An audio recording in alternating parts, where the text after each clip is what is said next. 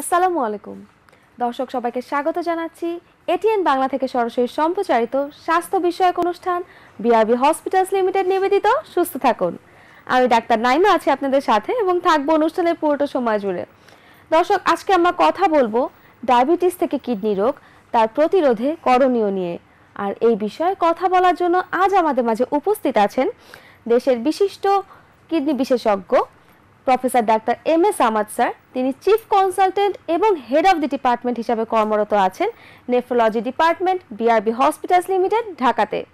দর্শক, আমাদের আজকের এই বিষয়টি নিয়ে যদি আপনাদের কোনো প্রশ্ন থাকে বা কোনো রকমের জিজ্ঞাসা থাকে তাহলে আপনারা আমাদের স্ক্রিনে দেওয়া এই নাম্বারটিতে সরাসরি কল করতে পারবেন এবং সরাসরি আমাদেরকে আপনাদের সমস্যাটি জানাতে পারবেন। আমরা চেষ্টা করব আপনাদের প্রশ্নগুলো উত্তর জানাতে এবং সমস্যাগুলো নিয়ে আলোচনা করতে। আসসালামু আলাইকুম স্যার, কেমন আছেন? ওয়ালাইকুম আসসালাম, আলহামদুলিল্লাহ। আপনি কেমন আছেন? আমি ভালো আছি স্যার। আপনার ব্যস্ত সময় থেকে আমাদেরকে সময় দিয়েছেন এজন্য আপনাকে অনেক ধন্যবাদ। It's a great pleasure. Sir, diabetes রোগটা সম্পর্কে আসলে সবারই টুকটাক একটু ধারণা আছে এবং এই ডায়াবেটিস থেকে যে কিডনি আক্রান্ত হচ্ছে এটা সম্পর্কে কিন্তু আসলে অনেকেরই ধারণা নেই। তো আমাদের আজকের এই প্রোগ্রামটির বিষয়টি হচ্ছে যে ডায়াবেটিস থেকে কিডনি রোগ এবং তার প্রতিরোধে করণীয় নিয়ে। স্যার, আপনার কাছে প্রথমে আমি জানতে চাচ্ছি যে ডায়াবেটিসটা কি এবং ডায়াবেটিসের লক্ষণগুলো কি? আপনি পূর্বেই বলছেন যে ডায়াবেটিস সম্পর্কে আমাদের দেশের অনেকেই জানে, বা জানেই বা কেন, যে এই বাংলাদেশে কিন্তু যদি বর্তমান অবস্থার কথা বলি তাহলে ৮০ লাখেরও অধিক লোক ডায়াবেটিস আক্রান্ত। আচ্ছা। আর ডায়াবেটিসটা এমন একটা রোগ, যদি আমরা খুব সংক্ষেপে বলি, যে কোনো কারণে যদি রক্তের গ্লুকোজের মাত্রা বা সুগার যেটাকে আমরা বলি কমন ভাষায়, সেটার মাত্রা যদি বেড়ে যায় তাহলে সেই অবস্থাকেই আমরা ডায়াবেটিস বলি। তবে এই ডায়াবেটিস তার আছে কিনা অথবা সে ডায়াবেটিসে আক্রান্ত হওয়ার ঝুঁকিতে আছে কিনা বা প্রি ডায়াবেটিক অবস্থায় আছে কিনা তা বোঝার জন্য বিভিন্ন ধরনের পরীক্ষা আছে। পরীক্ষা নিরীক্ষা করে আমরা কিন্তু কনফার্ম হতে পারি যে সে তার ডায়াবেটিস হয়েছে কিনা অথবা তার ভবিষ্যতে হওয়ার সম্ভাবনা আছে কিনা এ ব্যাপারে। তো লক্ষণের কথা বলছেন, লক্ষণ কিন্তু অনেক সময়ই দেখা যায়। বিশেষ করে আমরা যখন ডায়াবেটিস যখন বলবো যে কি কি ধরনের, তখন দেখা যাবে যে একটা আছে যে ইনসুলিন ডিপেন্ডেন্ট থাকে। আচ্ছা। যেটা ইনসুলিন, যেটা ব্লাড সুগারকে আমাদের রক্ত থেকে কোষের ভিতরে প্রবেশ করতে সহায়তা করে আর কি। তো সেই ইনসুলিন যদি কোনো কারণে একদম ঘাটতি পড়ে যায়, বিশেষ করে বাচ্চা বয়সে হয়, সেটা যেমন ইনসুলিন ডিপেন্ডেন্ট ডায়াবেটিস। আবার আরেকটা আছে যে ইনসুলিন রক্তে যদি আমরা পরিমাপ করি দেখা যায় প্রায় নর্মালি আছে, কিন্তু তারপরেও ব্লাড সুগার বেড়ে যায়। সাধারণত বয়স্কদের এটা হয়, সেটাকে বলা হয় নন ইনসুলিন ডিপেন্ডেন্ট ডায়াবেটিস মেলাইটাস। মানে আমি বলছিলাম এই জন্য যে যারা ইনসুলিন ডিপেন্ডেন্ট এদের কিন্তু লক্ষণ আগেই দেখা যায়, তবে যারা নন ইনসুলিন ডিপেন্ডেন্ট ডায়াবেটিস বা NIDDM বলা হয় বা বয়স্কদের যেটা হয়, সেখানে কিন্তু অনেক ক্ষেত্রেই লক্ষণ থাকে না। তবে যখন লক্ষণ দেখা দেয় সেটাকে আমরা সাধারণত পলি মানে অনেক, তাই না? তো সেই পলি শব্দ দ্বারা বুঝাই। যেমন পলিফেজিয়া মানে প্রচুর খেতে চায়, পলিডিপসিয়া মানে তার প্রচুর পিপাসা থাকে, পলিইউরিয়া মানে প্রচুর পরিমাণে প্রস্রাব হতে থাকে, ঘন ঘন এবং পরিমাণেও বেশি প্রস্রাব হচ্ছে। তো এই তিনটা পলি, এবং তার সাথে যদি বাচ্চাদের যেটা হয় সেক্ষেত্রে যদি চিকিৎসা না পায়, যেটা ইনসুলিন ডিপেন্ডেন্ট, দেখা যায় আস্তে আস্তে তার ওজন কমে যাচ্ছে, শুকিয়ে যাচ্ছে। কিন্তু যেটা বয়স্কদের সেটা আবার উল্টো, ওদের দেখা যায় প্রায় বেশিরভাগ ক্ষেত্রে তাদের ওজন স্বাভাবিক অথবা অনেকের ক্ষেত্রে ওজন বেশি, এবং সেই অবস্থায় সে আক্রান্ত হচ্ছে, আস্তে আস্তে সে দুর্বল হয়ে যাচ্ছে। এবং চিকিৎসা যদি না করা হয় তখন কিন্তু তার মানে অনেক জটিলতাগুলো দেখা দেয়, এবং অনেক রোগী দেখা যায় সেই জটিলতাগুলো নিয়ে আসে। যেমন কমন যে জটিলতাগুলো যদি বলি, যেমন ডায়াবেটিস থেকে দেখা যায় অনেকে চোখ আক্রমণ করে, কাজেই ডায়াবেটিক রেটিনোপ্যাথি হয়, চোখে দেখতে তাদের অসুবিধা হয়। ডায়াবেটিস থেকে কোলেস্টেরল মেটাবলিজমে দুইটা মিলে হার্ট ডিজিজ করে এবং স্ট্রোক করে। জি, হ্যালো, আসসালামু আলাইকুম। দর্শক, কে বলছেন, কোথা থেকে বলছেন, আপনার বয়সটি উল্লেখ করে আপনার প্রশ্ন করুন। আমি বলছি মিরপুর 1 নাম্বার থেকে সালাম বলছি, বয়স হচ্ছে 30। তাছাড়া ম্যাডাম মাথা ঘুরা এত ঘন প্রস্রাব, এটা কি কোনো ডায়াবেটিসের লক্ষণ? আচ্ছা, আমাদের সাথে থাকুন, আমরা আপনার প্রশ্নের উত্তর দিচ্ছি। আচ্ছা, উনি বলছে ঘন ঘন প্রস্রাব হয় এবং স্যার ওনার মাথা ঘোরায়। যদি ঘন ঘন প্রস্রাব হলেই যে ডায়াবেটিস তা না। ঘন ঘন প্রস্রাব তো যদি প্রস্রাব ইনফেকশন থাকে সেজন্য হতে পারে। আবার অনেকের দেখা যায় যে ওভার অ্যাক্টিভ ব্লাডের একটা শব্দ আছে, যে তাদের প্রস্রাব ধরে রাখার ক্ষমতা একটু কম থাকে, তাতেই দেখা যায় তারা ঘন ঘন প্রস্রাব করে। তো ডায়াবেটিস আছে কিনা তা জানার জন্য খুব সহজ পরীক্ষা আছে। সেটা হলো যে রক্তের হিমোগ্লোবিন A1C এটা, এবং সেই সাথে খালি পেটে যদি ব্লাড সুগারটা মাপা হয়, এই দুইটা দিয়ে ডিটেক্ট করা যায়। আর যদি এখানে কনফিউশন থাকে তাহলে 75 গ্রাম গ্লুকোজ খালি পেটে খাওয়িয়ে দিয়ে, খালি পেটে এবং গ্লুকোজ খাওয়ার 2 ঘন্টা পরে যদি মেজার করা হয় তাহলে ডায়াবেটিস আছে কিনা তা প্রমাণ করা যাবে। আচ্ছা স্যার, আপনি বলছিলেন যে কোনো ডায়াবেটিসই কিন্তু আসলে একরকম না, ডায়াবেটিসের বিভিন্ন ধরন আছে। স্যার, এই বিভিন্ন ধরনগুলো কিসের উপর ডিপেন্ড করছে?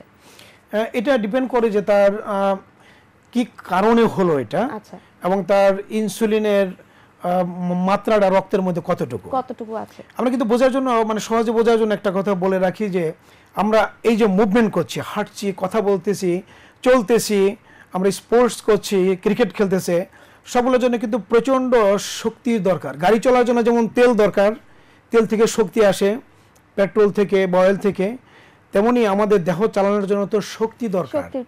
সেই শক্তিটা কোথা থেকে আসে? সেটা কিন্তু এই যে আমরা যে খাবার খাচ্ছি সেখান থেকে গ্লুকোজ হয়, এবং ফ্যাট থেকে ফ্যাটি অ্যাসিড হয়, এবং আমিষ থেকে অ্যামিনো অ্যাসিড হয়। তো সেগুলো ভেঙে আমাদেরকে এই শক্তি দেয়। তো গ্লুকোজ যখন ভেঙে যাবে সেটা তো কোষের ভিতরে ঢুকতে হবে। আমাদের দেহে কিন্তু 37 ট্রিলিয়ন, মানে হাজার হাজার কোটি কোষ আছে। তো সেই কোষের ভিতরে রক্ত থেকে তো গ্লুকোজটা যেতে হবে। তো যাওয়ার জন্য একটা ইনসুলিনের দরকার পড়ে, আর ইনসুলিনটা তৈরি করে প্যানক্রিয়াস, একটা গ্রন্থি, সেখানে আইলেট সেল। তো কোনো কারণে যদি সেই ইনসুলিনের অভাব ঘটে, একদম হয়তো অটোইমিউন কারণ বা ভাইরাসের কারণে দেখা গেল যে আইলেট সেল ড্যামেজ হয়ে গেছে, তাহলে যে ডায়াবেটিস হয় সেটা হলো ইনসুলিন ডিপেন্ডেন্ট ডায়াবেটিস। এটা সাধারণত বাচ্চা বয়সে বেশি হয়ে থাকে, তবে বড়দের ক্ষেত্রে এটা হতে পারে, তবে কম। তবে এই যে ইনসুলিন ডিপেন্ডেন্ট, এটা কিন্তু মাত্র 5 থেকে 10 ভাগ ক্ষেত্রে হয়। আচ্ছা স্যার, আমরা একটি ফোন কল নিয়ে আসছি। জি, আসসালামু আলাইকুম দর্শক, কে বলছেন, কোথা থেকে বলছেন? আপনার বয়সটি উল্লেখ করে আপনার প্রশ্ন করুন। হ্যাঁ, জি জি, ওয়ালাইকুম আসসালাম। আসসালামু আলাইকুম। সুস্থ থাকুন, অনুষ্ঠানকে আমি ধন্যবাদ জানাচ্ছি, এবং এটিএন বাংলাকে ধন্যবাদ জানাচ্ছি এই ধরনের অনুষ্ঠান প্রচার করার জন্য। আমি বিশেষ করে জানতে চাচ্ছি, সেটা হচ্ছে যে প্রথম প্রশ্নটা হচ্ছে যে ডায়াবেটিসের, আমার নাম হলো শেখ আরিফ, জারিয়া জঞ্জাল থেকে বলছি আমি।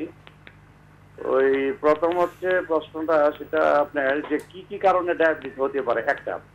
আর একটা বিষয় হচ্ছে যে ইনসুলিন নেওয়ার বিরুদ্ধে অনেক মিডিয়াতে দেখা যায় বিজ্ঞাপন প্রচলিত হচ্ছে, যে সমস্ত বিজ্ঞাপনগুলো আপনার প্রচার হচ্ছে যে আপনার যে এই ধরনের ওষুধ খাওয়ার পরে ইনসুলিন, আমি উল্লেখ করতে চাচ্ছি না নামটা, এই সমস্ত বিজ্ঞাপনের মানে প্রসঙ্গে একটু জানতে চাবো ডাক্তার সাহেবের কাছে। আর বিশেষ করে এটাই যে কি কি কারণে ডায়াবেটিস হতে পারে এবং কি কি কারণ।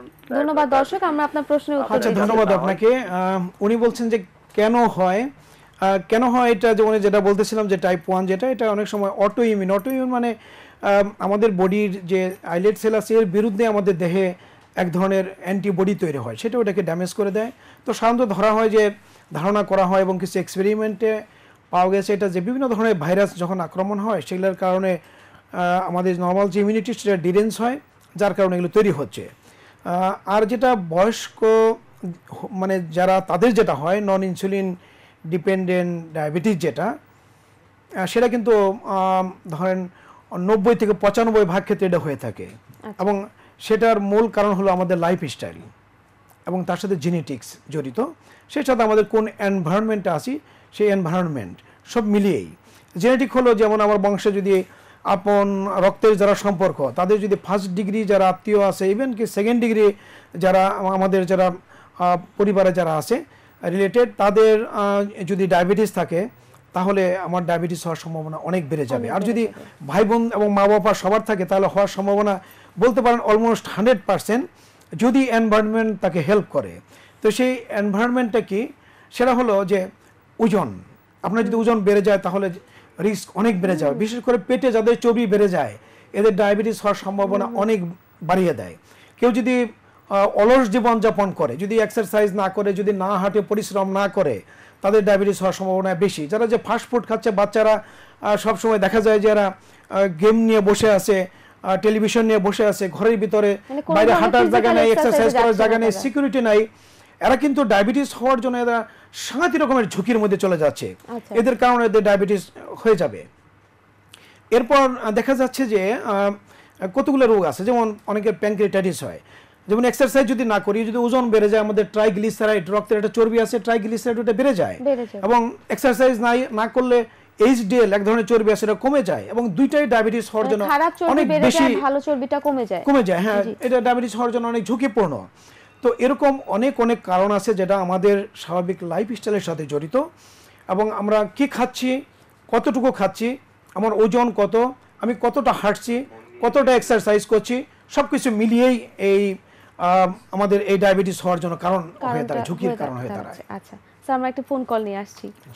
হ্যালো, আসসালামু আলাইকুম দর্শক, কে বলছেন, কোথা থেকে বলছেন? আপনার বয়স উল্লেখ। জি দর্শক, আমার নাম আব্দুল কাদের, মুন্সিগঞ্জ। আচ্ছা, আপনার বয়সটা বলুন। প্রশ্নটা হলো, কিছুদিন আগে আমি ডাক্তার দেখিয়েছিলাম।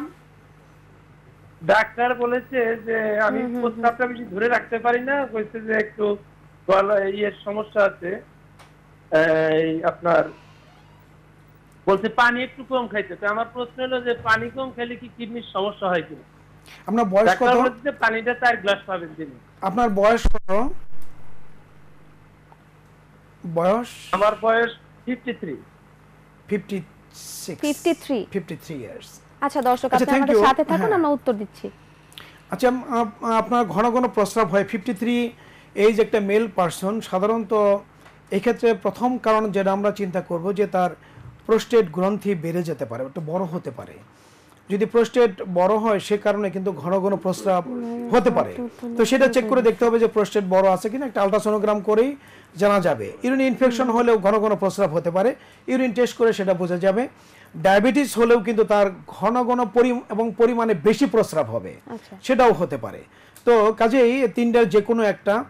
এছাড়াও অনেকে আছে ঘন ঘন প্রস্রাব করতে পারে, যেটা আগেই বলেছিলাম, যেটা ওভার অ্যাক্টিভ ব্লাডার যাদের থাকে তাদের ক্ষেত্রে পানি কম খেতে বলা হয়। যে কম বলতেও সেটা 1.5 লিটার থেকে 2 লিটার তাদের খেতে হবে, এর চেয়ে বেশি না। কিন্তু অনেকে আছে 8-10 লিটার পানিও খায়, ঘন ঘন প্রস্রাব করে। তো আপনার এই ধরনের কোনো সমস্যা আছে কিনা তা বোঝার জন্য যদি একজন ডাক্তারের শরণাপন্ন হন, উনি অবশ্যই আপনার আল্ট্রাসোনোগ্রাম করে, ইউরিন টেস্ট করে, ব্লাড সুগার টেস্ট করে বলে দিতে পারবেন যে আপনার এটা কি কিডনির কারণে হচ্ছে নাকি ডায়াবেটিসের কারণে। যে আসলে ডায়াবেটিস কতদিন ধরে থাকলে সেটা কিডনিকে আক্রান্ত করতে পারে? এটা নির্ভর করে যে যাদের টাইপ 1 যেটা বলছিলাম, এদের সাধারণত দেখা যায় যে আক্রমণ হওয়ার 10 বছর পর থেকে, মানে ডায়াবেটিস আক্রান্ত হওয়ার 10 বছর পরে তার কিডনিটা এফেক্টেড হওয়া শুরু করে আর কি। তবে 5 বছর পরেও এটা আক্রমণ হতে পারে। সেই জন্য নিয়ম হলো যে যখন ডিটেকশন হলো টাইপ 1, তার 5 বছর পর থেকেই তার ইউরিন টেস্ট করে দেখতে হবে যে ডায়াবেটিসে আক্রান্ত হলো কিনা। তার অশনি সংকেত আমরা যেটা বলি, যে প্রথম যে সংকেতটা, সেটা ইউরিনে খুব অল্প মাত্রায় অ্যালবুমিন যায়, যাকে মাইক্রো অ্যালবুমিন বলা হয় আর কি, সেটা যাচ্ছে কিনা। তবে যাদের অ্যাডাল্ট অনসেট যেটা বা এনআইডিডিএম যেটা আছে, টাইপ 2 ডায়াবেটিস যেটাকে বলা হয়, জি জি, তো সেটার ক্ষেত্রেও কিন্তু 10 বছর পরের থেকেই আক্রমণ শুরু হওয়ার সম্ভাবনা। তবে অনেক সময় দেখা যায় ওই রোগটার যেহেতু উপসর্গ খুব কম থাকে, সেই জন্য অনেকে দেখি ডায়াবেটিস হয়েছে, তার থেকে 10 বছর ভরে কিডনি বিকল হয়ে গিয়েছে। কিডনি বিকল হয়ে যখন সেটার একদম লাস্ট স্টেজে চলে আসছে, তখন আমাদের কাছে আসছে, কিন্তু এর আগে সে জানেই না যে তার ডায়াবেটিসে সে আক্রান্ত। এরকম অবস্থা হয়। তো সাধারণত সেই জন্য যখন টাইপ 2 ডায়াবেটিস যখন আমরা ডিটেক্ট করার পরপরই আমরা চেক করে দেখি যে তার মাইক্রো অ্যালবুমিন যাচ্ছে কিনা, অর্থাৎ সে অনেক আগে থেকেই তো তার ডায়াবেটিস হয়ে থাকতে পারে। এবং সাধারণত দেখা যায় যখন মাইক্রো অ্যালবুমিন প্রথম দেখা দেয়, যদি ট্রিটমেন্ট না করা হয় এবং যদি ডায়াবেটিস আনকন্ট্রোল থাকে, তাহলে এখান থেকে কিডনি বিকল হইতে আরও 7-8 বছর লেগে যায়। প্রথম দিকে দেখা যায় প্রচুর পরিমাণে প্রস্রাব হয়, তারপর দেখা যায় প্রোটিন অল্প পরিমাণে, তারপর আস্তে আস্তে বেশি প্রোটিন যেতে থাকে, তারপর আস্তে আস্তে পা শরীর ফোলা শুরু হয়ে যায়, তারপর ক্রিয়েটিন বাড়া শুরু হয়, বাড়তে বাড়তে এক সময় দেখা যায় এন্ড স্টেজ রেনাল ফেলিওর, সম্পূর্ণ কিডনি নষ্ট করে ফেলেছে। তবে এই যে তার ডায়াবেটিসের শুরু এবং তারপরে মাইক্রো অ্যালবুমিন, তারপরে তার প্রোটিন যাওয়া, তারপরে ধাপে ধাপে নষ্ট হওয়া, এটা যে কোনো ধাপেই যদি এটাকে নির্ণয় করা যায় তাহলে কিন্তু মাইক্রো অ্যালবুমিন লেভেলে যদি করা যায় তাহলে এটাকে একদম নরমালে আনা যেতে পারে ট্রিটমেন্ট করে। স্যার আমাদের আরেকটি ফোন কল এসেছে, আমরা নিয়ে আসছি। জি, হ্যালো, আসসালামু আলাইকুম দর্শক, কে বলছেন, কোথা থেকে বলছেন, আপনার বয়সটি উল্লেখ করে আপনার প্রশ্ন করুন। হ্যালো, খুলনা থেকে বলছি, বয়স 48 বছর। জি বলুন। হ্যাঁ, আচ্ছা, আমার ডায়াবেটিসের জন্য সকালবেলা বাধ্যতামূলক হাঁটা নাকি সন্ধ্যাবেলা যে কোনো সময় হাঁটলে হবে? আচ্ছা, আমাদের আচ্ছা, ধন্যবাদ আপনাকে। আপনার হাঁটা প্রয়োজন, হাঁটা সেটা সকালে হোক, বিকালে হোক, দুপুরে হোক, কোনো অসুবিধা নেই। একসাথে যদি 10 মিনিট করা হয় তাতেও অসুবিধা নেই, ভেঙে ভেঙে হাঁটতে পারেন। এবং কমপক্ষে সপ্তাহে যেন 150 মিনিট হাঁটা হয়, অথবা আধা ঘন্টা করে অন্তপক্ষে সপ্তাহে 5 দিন হাঁটতে হবে। আর এর চেয়ে যত বেশি হাঁটবেন তত বেশি ভালো থাকবেন। হাঁটাটাই হচ্ছে স্যার মানে ব্যাপার, সেটা সকালে হোক আর সকাল বিকাল, ইভেন কি অফিসে কেউ বসে কাজ করছে, প্রতি 30 মিনিট পর পর উচিত হলো হেঁটে আসা। প্রতি 30 মিনিট পর পর যেন ফাইল নিয়ে দৌড়িয়ে যাওয়া আসা। কেউ যদি মনে করে যে তার কাজগুলো 2 তলা 3 তলা 4 তলা 5 তলা 6 তলা পর্যন্ত, কখনো সে লিফট ইউজ করবে না, সে হেঁটে উঠবে, হেঁটে নামবে, এটাও তার একটা ভালো এক্সারসাইজ হচ্ছে। বাড়িতে যদি লিফট থাকে এবং উচিত হলো অন্তপক্ষে 6 তলা পর্যন্ত হেঁটে, যদি হার্টে যদি মারাত্মক কোনো অসুখ না থাকে তাহলে 6 তলা পর্যন্ত হেঁটে তারপরে লিফটে উঠলো। হ্যাঁ, এবং 6 তলা পর্যন্ত যদি মানে তার বাসা থাকে 6 তলার মধ্যেই, তাহলে হেঁটে আসা উচিত, কখনো লিফট করা মানে ব্যবহার করা উচিত না। এটা একটা ভালো একটা এক্সারসাইজ। এটা মানে সিঁড়ি দিয়ে ওঠানামা করা হোক আর হাঁটাহাঁটি হোক, একটানা বসে না থাকাটাই ভালো, আসলে না থাকা ভালো, এবং যতটা এক্সারসাইজ করবে হাঁটবে ততটাই ভালো। স্যার আমরা আরো একটি ফোন কল নিয়ে আসছি। জি, হ্যালো, আসসালামু আলাইকুম দর্শক, কে বলছেন, কোথা থেকে বলছেন, আপনার বয়স উল্লেখ করে আমি আপনার প্রশ্ন করুন। সিরাজগঞ্জ থেকে বলছি, আমার বয়স 44 বছর। জি হ্যালো, জি শুনতে পাচ্ছি, আপনি বলুন। তো আমি জানতে চাচ্ছি এটা ডায়াবেটিস রোগী খাওয়া দাওয়ার ব্যাপারে যদি একটু বলতেন স্যার, তাহলে একটু উপকার হতো আর কি। ক্ষুধাও তো থাকে, খায়ও, তারপর ডায়াবেটিসও কমে না স্যার। আচ্ছা ঠিক আছে, আপনি আমাদের সাথে থাকুন, আমরা উত্তর দিচ্ছি। আচ্ছা ধন্যবাদ। খাওয়া দাওয়ার ব্যাপারে খুব সংক্ষেপে যেটা বলি, আপনার খাবার ব্যাপারে খেয়াল রাখতে হবে যে আপনার ওজন যদি স্বাভাবিকের চেয়ে বেশি থাকে তাহলে অবশ্যই সেটা কমিয়ে আনতে হবে। এবং আপনার যখন ডায়াবেটিস ধরা পড়ছে তখন যে ওজনটা আছে সেটা যদি স্বাভাবিকও থাকে, সেখান থেকে যদি আপনি আরও মানে 7% বা 6 থেকে 7% যদি কমিয়ে আনতে পারেন তাহলে সেটা আপনার কন্ট্রোলের জন্য, ডায়াবেটিস কন্ট্রোলের জন্য অনেক বেশি হেল্পফুল হবে। আর খাবার যে উপাদানগুলো খাবেন সেখানে অবশ্যই আমিষ থাকবে, মাছ মাংস ডিম দুধ যেগুলো আছে। শর্করার পরিমাণ যেটা ভাত রুটি আছে সেগুলো একটু কম, এবং শস্য পুরো শস্য যেটা মানে যদি আটা খান লাল আটা খাবেন, ভাত খেলে লাল চালের ভাত খাওয়ার চেষ্টা করবেন। এবং সেই সাথে প্রচুর পরিমাণে শাকসবজি খেতে হবে। চর্বি যেটা ফ্যাট যেটা সেখান থেকে অবশ্যই এনার্জি আনবেন, তবে সেই চর্বিটা যেন প্রাণীজ না হয়, অর্থাৎ গরু খাসির যে তেল আছে সেগুলো যেন না হয়, ঘি তারপরে দুধের সর এই জাতীয় যেন না হয়, খেয়াল রাখতে হবে। আর সয়াবিন তেল, সরিষার তেল, ক্যানোলা এ ধরনের যে ধরনের উদ্ভিজ তেল আছে সেগুলো সব খেতে পারবেন। খাবারের মধ্যে অবশ্যই বেশি পরিমাণে সালাদ এবং শাকসবজি থাকবে, এবং নিয়মিত ব্যায়াম করবেন। এই নিয়মে যদি খান আশা করি ভালো থাকবেন। এবং সেই সাথে অ্যাভয়েড করবেন 2টা জিনিস, একটা হলো 3টা জিনিস, একটা হলো কাঁচা লবণ খাবেন না, মিষ্টি যেগুলো রেডি মিষ্টি আছে, চিনি বলেন, গুড় বলেন, এগুলো বা এগুলো তৈরি জিনিস সেগুলোকে অ্যাভয়েড করবেন। এবং সেই সাথে যেগুলো কোলেস্টেরল বেশি থাকে যে খাবারগুলো, আজকাল ইন্টারনেট খুললেই দেখা যায় যে কোনগুলোতে বেশি কোলেস্টেরল, সেগুলো অ্যাভয়েড করবেন, তাহলে দেখবেন যে অনেক ভালো থাকবেন। স্যার আমি এতক্ষণ যে কিডনির ব্যাপারটা আপনার কাছ থেকে শুনছিলাম সেটা কিন্তু অনেকটাই আনকন্ট্রোল ডায়াবেটিস থেকে হচ্ছে। তো অনেকেরই কিন্তু স্যার প্রশ্ন একটা থাকবে যে আমার তো কন্ট্রোলে আছে ডায়াবেটিস, তো আমার কি কিডনি রোগ হওয়ার সম্ভাবনা আছে কিনা? যাদের সাধারণত দেখা যায় যে যাদের ডায়াবেটিস হয় তাদের 30 থেকে 40% রোগী যারা আছেন ডায়াবেটিসের তাদের মধ্যে কিডনি আক্রান্ত হয়ে থাকে। তবে এটা বিভিন্ন ধরনের ট্রায়াল হয়েছে এবং সব ট্রায়ালেই আলটিমেটলি যে কনক্লুশন সেটা হলো যে ব্লাড সুগার যদি এডুকেট যদি কন্ট্রোল করা যায়, এবং সেটা এইভাবে যে হিমোগ্লোবিন A1C সেটা 7-এর নিচে থাকবে, এবং ফাস্টিং ব্লাড সুগার সেটা যেন অলওয়েজ 6 থেকে 7-এর মধ্যে থাকে। যদি এইভাবে যদি রাখা যায়, ওজন যদি কন্ট্রোলে রাখা যায়, নিয়মিত যদি কেউ এক্সারসাইজ করে, তাহলে অবশ্যই সেখানে 50 থেকে 60% ক্ষেত্রে এই ডায়াবেটিস থেকে কিডনি রোগ হওয়া প্রতিরোধ করা যায়। আর যাদের অলরেডি ডায়াবেটিস হয় নাই কিন্তু হওয়ার সম্ভাবনা আছে, তারা যদি ওজন কন্ট্রোল করে, নিয়মিত যদি এক্সারসাইজ করে, তাহলে কিন্তু ডায়াবেটিস হওয়ার সম্ভাবনাই কমে যায়। আর ডায়াবেটিস তো কিডনি রোগ তো পরের কথা, সেটা হ্যাঁ, আগে ডায়াবেটিসটাকে কন্ট্রোল করতে হবে, তারপর পরেরটা। হ্যাঁ, প্রথম হলো ডায়াবেটিস থাকলে সেটা কন্ট্রোল করতে হবে। আর যদি ডায়াবেটিসের সাথে উচ্চ রক্তচাপ থাকে কন্ট্রোল করতে হবে, যদি কোলেস্টেরল বেশি থাকে সেটাই কন্ট্রোল করতে হবে, এক্সারসাইজ করে HDL বাড়াইতে হবে, ট্রাইগ্লিসারাইড যদি বেশি থাকে সেটা খাদ্য এবং এক্সারসাইজ দুটো মিলিয়ে সেটাকে কন্ট্রোল করে আনতে হবে। এবং ওজন নিয়ন্ত্রণ, যেটা আগেই বারবার বলেছি, এগুলো যদি মেনটেন করা যায়, সেই সাথে স্মোকিং একটা ডেঞ্জার। স্মোকিংয়ে কিন্তু কিডনি শুধু বা হার্ট নষ্ট করে না, স্মোকিং সরাসরি ডায়াবেটিসও করে। সেজন্য যারা স্মোকিং করে তাদের মানে আগে থেকেই পরিহার করতে হবে, এবং বাচ্চাদেরকে আগে থেকে জানিয়ে রাখতে হবে যে এটা ভয়ঙ্কর বিষ, এটা সবচেয়ে ভয়ঙ্কর বিষ হলো এই স্মোকিং, সেটা যেন কেউ না করে। গার্জেনদের সতর্ক হতে হবে এই ব্যাপারে। ধন্যবাদ স্যার, আশা করছি দর্শক আপনার কথাগুলো থেকে অনেক উপকৃত হয়েছে। ধন্যবাদ আপনাকে, ধন্যবাদ ITN কর্তৃপক্ষকে এবং সেই সাথে সকল দর্শক মণ্ডলীকেও ধন্যবাদ। দর্শক এতক্ষণ আমাদের সাথে থাকার জন্য। আগামী সপ্তাহে আবারও দেখা হবে কোনো নতুন বিষয় নিয়ে আমরা কথা বলবো। সেই পর্যন্ত সবাই ভালো থাকুন, সুস্থ থাকুন এবং নিয়মিত আমাদের ATN বাংলার সাথেই থাকুন। আল্লাহ হাফেজ।